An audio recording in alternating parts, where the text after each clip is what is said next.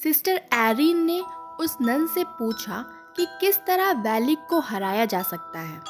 तो ऐसे में उस नन ने कहा, वैलिक को सिर्फ जीसस क्राइस्ट के खून से ही मारा जा सकता है और जीसस क्राइस्ट का खून एक बॉक्स में बंद है और उस बॉक्स को किसी खास चाबी की मदद से ही खोला जा सकता है। उस नन ने बहुत ही डरते डरते सिस्टर एरिन को वो चाबी दे दी। सिस्टर एरिन ने जैसे ही वो चाबी ली, उन्हें अपने आसपास बहुत से नेगेटिव एनर्जी महसूस होने लगी। उन्हें अपने आँखों के सामने वो बॉक्स दिखाई दिया जिसमें वैलिक ने प्रिस्ट को कैद कर दिया था। सिस्टर एरिन समझ गई कि प्रिस्ट ज़रूर किसी मुसीबत में है। सिस्टर एरिन प्रिस्ट को बचाने के लिए भागी और भागते भागते वो उस बॉक्स के पास चली गई जहाँ पे प्रिस्ट कैद थे।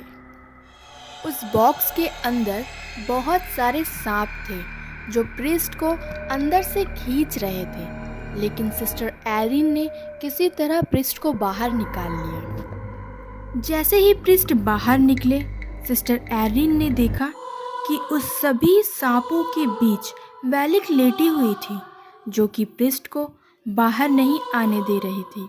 इससे पहले कि वो कुछ समझ पाते, वैलिक वहाँ से गायब हो गई।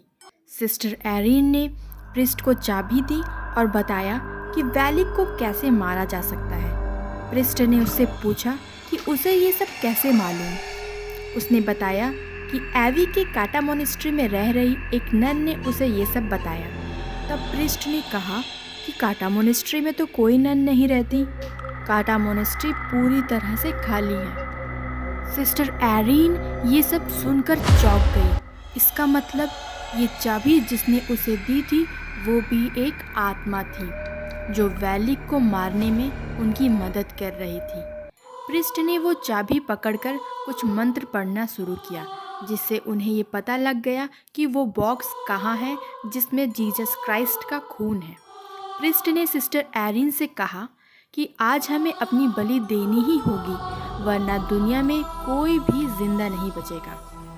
वैलिक उनका वही इंतज़ार कर रही थी। जैसे ही वो काटा मोनेस्ट्री में अंदर घुसे, वैलिक ने प्रिस्ट को पकड़ लिया। सिस्टर एरिन ने उनके हाथ से चाबी ले ली और अपनी विजन्स की मदद से उस बॉक्स को खोज निकाला।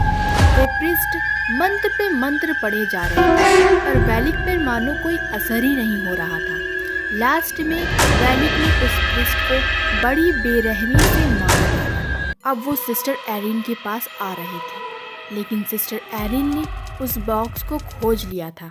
वैलिक ने सिस्टर को उनकी गर्दन से उठा लिया, लेकिन सिस्टर ने जल्दी से वो खून वैलिक के ऊपर फेंक दिया और देखते ही देखते वैलिक पूरी तरह से जलने लगी। वो ज़ोर ज़ोर से चिल्लाने लगी और वहाँ से गायब हो गई। सिस्टर एरिन बेहोश होकर ज़मीन पर गिर पड़ी, लेकिन वो वैलिक को मारने में कामयाब रही।